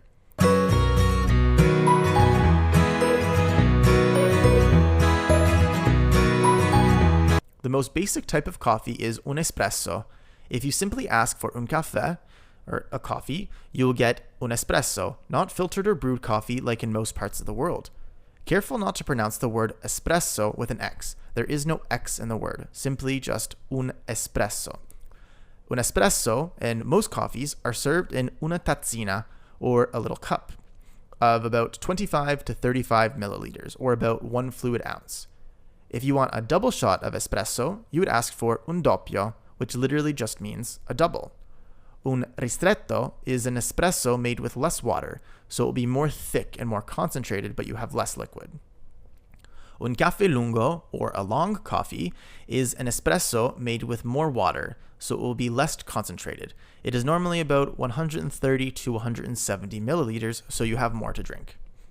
The closest coffee to filtered coffee that you might be used to in North America or other parts of the world like the UK is un caffè americano, or simply un americano. Un americano is a bit bigger than un caffè lungo. The difference is that most caffè americano are made with un espresso added to hot water, whereas un caffè lungo is made with extra water, so the tastes will be slightly different. Un macchiato is one of my favorite coffees. It is un espresso with a dollop of steamed or foamed milk on the top. Un marocchino is my absolute favorite coffee though. There is a bit of variation with the marocchino. It is essentially un macchiato with cocoa or chocolate syrup. You add either chocolate syrup or cocoa powder to the bottom of la tazzina, then add the espresso, then foamed or steamed milk, and then more cocoa on top. It's delicious. Un corretto is a coffee for the weekends. Corretto literally means corrected. Un corretto is un espresso with a shot of grappa or sambuca, both of which are common Italian alcoholic spirits. Un cappuccino is equal parts of milk foam, steamed milk, and espresso. If you like your cappuccino with less milk, ask for un cappuccino scuro, or a dark cappuccino. If you like your cappuccino with more milk, ask for un cappuccino chiaro, or a clear, light cappuccino. Another favorite of mine is un caffè shakerato, which is kind of a dessert coffee. It is served cold on ice. A final word of caution: if you like drinking lattes, the word latte in Italian does not mean the same thing as it does in English. Il latte simply means milk in Italian. If you like lattes, you will want to ask for un caffè latte. You might also like to try un latte macchiato, which is steamed milk with a bit of espresso. It is essentially un caffè latte, but with more steamed milk. One big difference that you will find is that zucchero, or sugar, is readily available to add to your caffè, coffee, just like in most parts of the world, but milk and cream are not. Milk and cream are specifically added to the type of coffee that you have requested, so it is generally not available on the counter to add more in. If you would like extra, feel free to ask. Un po' di crema per favore, or un po' di latte per favore. Think about the coffee you would like to order, because in the next lesson, we'll be practicing ordering coffee in un bar italiano a Milano. Ci vediamo lì. Ciao a tutti! In this lesson, we're going to learn how to order coffee in Italian. When you first walk into un bar, sometimes there will be 2 counters rather than 1. In some bar, they will have the bar rail to order coffee and food, and a separate, smaller counter will be the cash register, called la cassa. Normally, you order and eat at the bar rail while standing. Then, you pay for your food a la cassa, the cash register, once you are finished. Different bar will function differently. Some may request that you pay first before you order. Other coffee bars will have the cash register at the bar rail itself, so just 1 counter. It is very common for Italians to eat their pastry or sandwich and drink their coffee while they stand at the bar. A lot of coffee bars will have a few tables, but you will find most of them are empty. Even if the bar is crowded, people still eat at the bar and others wait for their turn. Let's pretend I'm working at the coffee bar and you are my customer. Let's get started. Buongiorno, signore. I'm the red. And how would you reply to me as the person in green?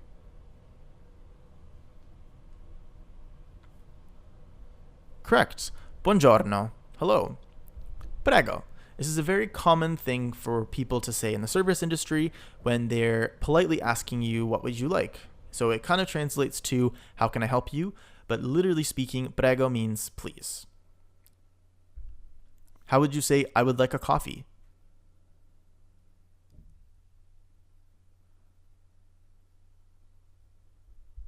Correct. Vorrei un caffè. I would like a coffee.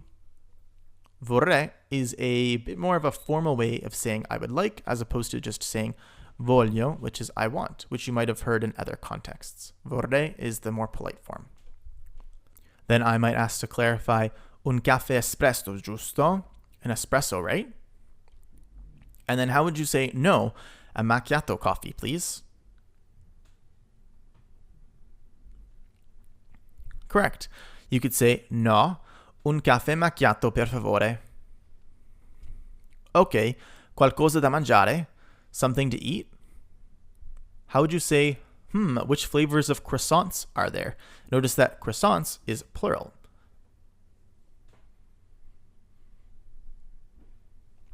Correct. So you would say, quali gusti di cornetti ci sono? And the plural of cornetto is cornetti. And then I would reply, ci sono il semplice, plain, l'integrale, multigrain, il pistachio, il cioccolato, chocolate, la marmellata, jam, e la crema, cream. How would you say how would you say a croissant with cream, please?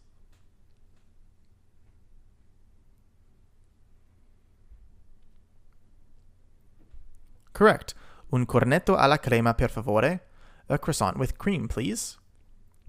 Come no? Of course. This is a common expression to hear for of course. It is a little strange for English ears because we have the word no in it, which usually is a negative thing, but come no together means of course. And how would you say thank you?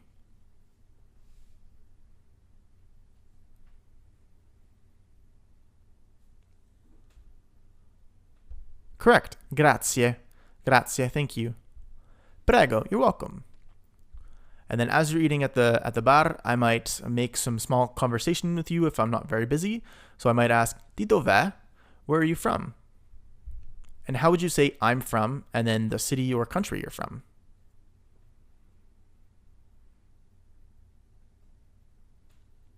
Correct. You could say sono di and then the city. Like you could say sono di New York or sono di Londra, London. Perché in Italia? Why are you in Italy? How would you say because I'm on vacation?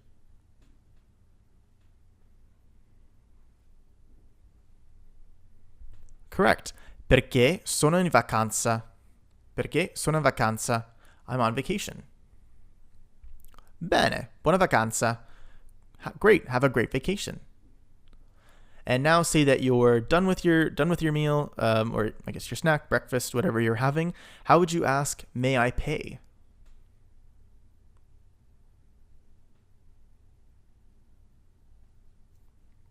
Correct. Posso pagare? May I pay? Certo. Cosa hai mangiato? Certainly. What did you eat?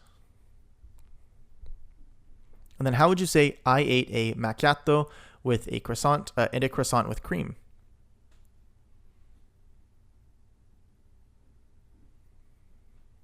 Correct. You would say, ho mangiato un macchiato e un cornetto alla crema. Allora, 3,50 euro. Or they might just say, allora, 3,50. And in Europe, a lot of times the decimal is a period. The decimal is a comma instead of a period, like in a lot of other cultures outside of Europe. And the period serves as a thousands separator. How would you say I'm paying with a credit card?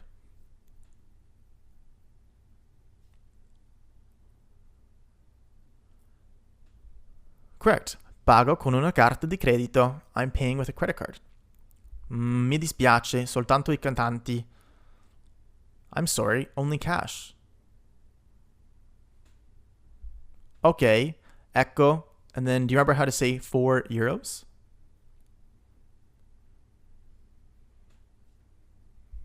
Okay, ecco 4 euro. Ecco 4 euro. Here's 4 euros. E il resto. Grazie, signore. And the change. Thanks, sir. In Italy, it's not very common for people to tip. If you do want to tip, normally you just round up. So it's not a very big tip at all. But it's not very common and not necessary and not expected. How would you say to me, have a nice day?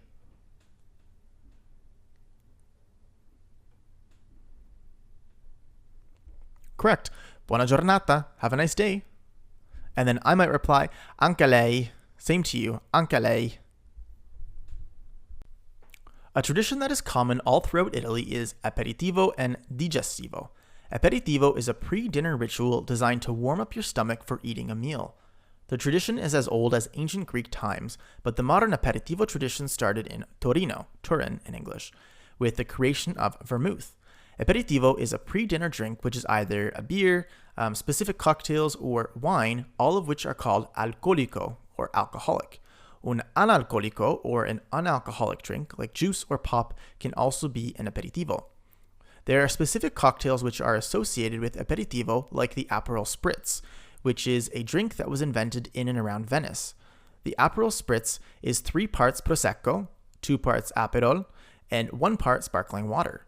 Prosecco is an extra dry sparkling wine that is produced only in the regions of Veneto and Friuli Venezia Giulia.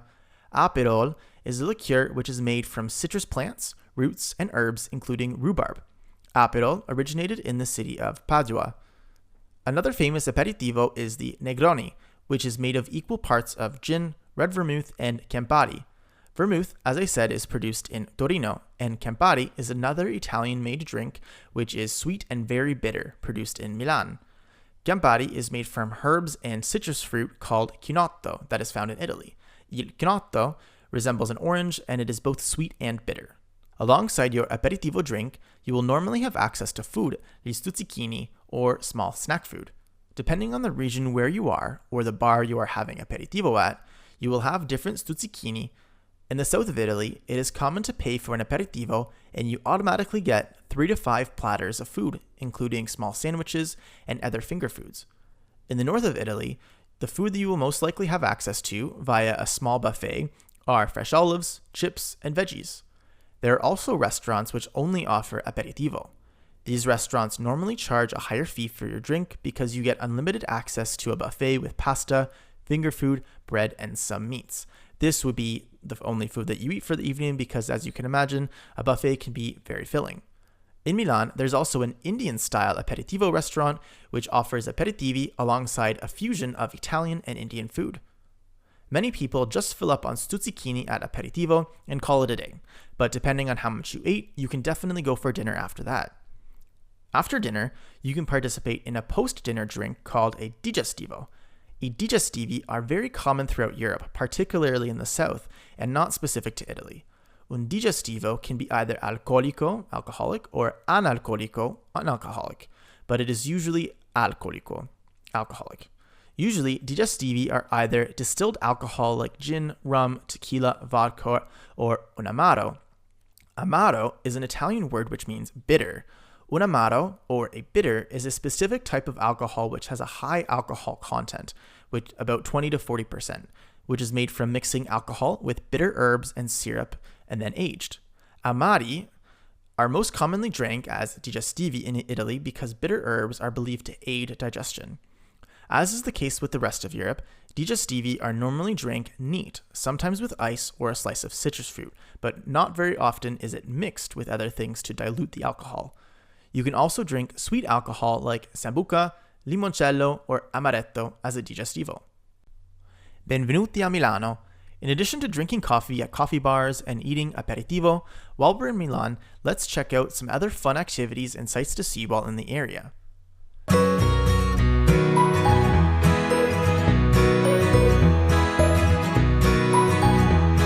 Numero uno.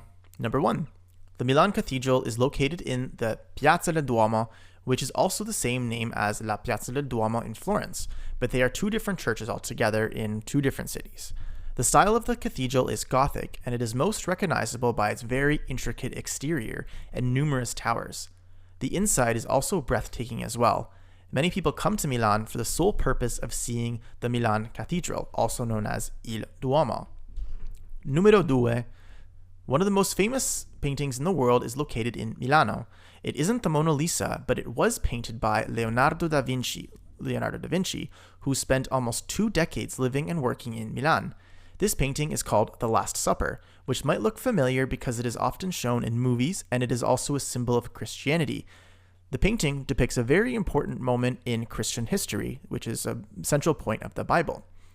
You can see this painting by visiting La Chiesa di Santa Maria delle Grazie, or Church of the Holy Mary of Grace. Make sure to reserve a time slot in advance because it is quite a popular sight to see. Numero 3. Speaking of Leonardo da Vinci, if you are a science fan, you should check out the Leonardo da Vinci National Museum of Science and Technology. The museum features many of the inventions and innovations crafted by Leonardo da Vinci himself centuries earlier. In addition to works by the famous Leonardo da Vinci, there are also displays of other science and technological innovations, which have shaped the world and the way our world works today. If science and technology are not your thing, and you're more of a music person, check out La Scala, which is a famous opera house in Milan. It is actually one of the most famous opera houses in the world. You can purchase tickets to take a tour of the beautiful interior of this facility, which was opened in 1778.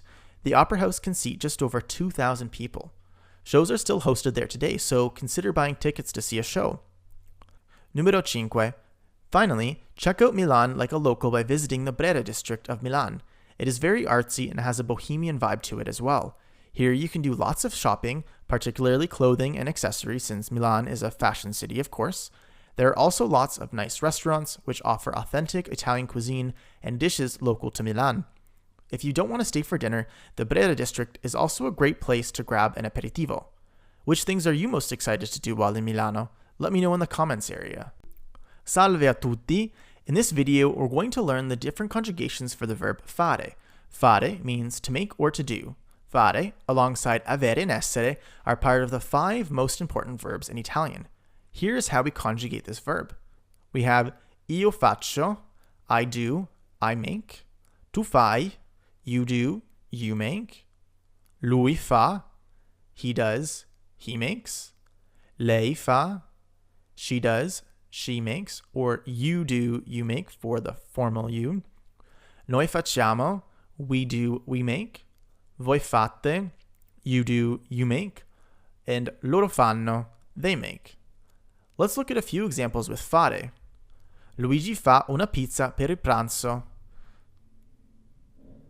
Facciamo molte cose in vacanza. Fanno un libro insieme. Let's practice choosing the correct conjugation form of fare. Numero 1. Io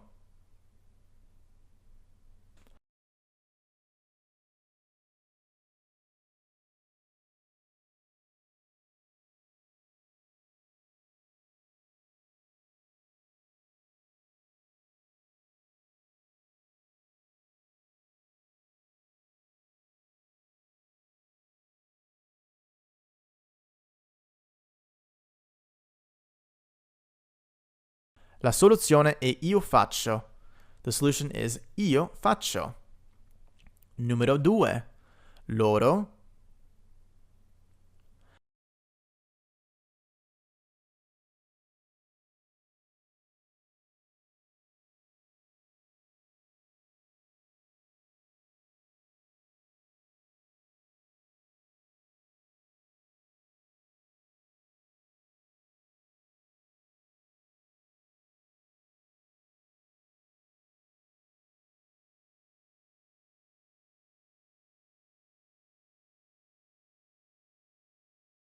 La soluzione è loro fanno. The solution is loro fanno.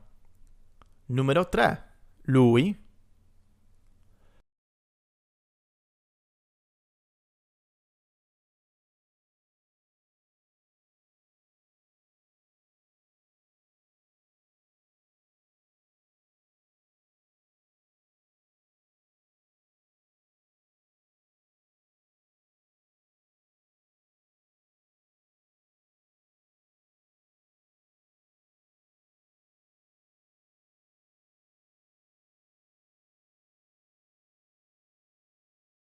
La soluzione è lui fa. Lui fa is the correct answer. E infine, numero 4. Tu.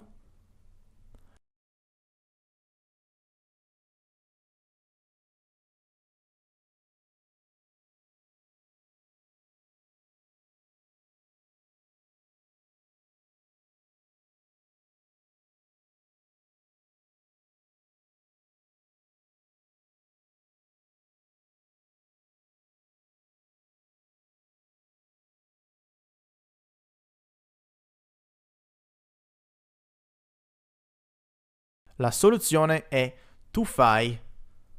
That's it for this lesson, and we will see you in the next one. Ci vediamo.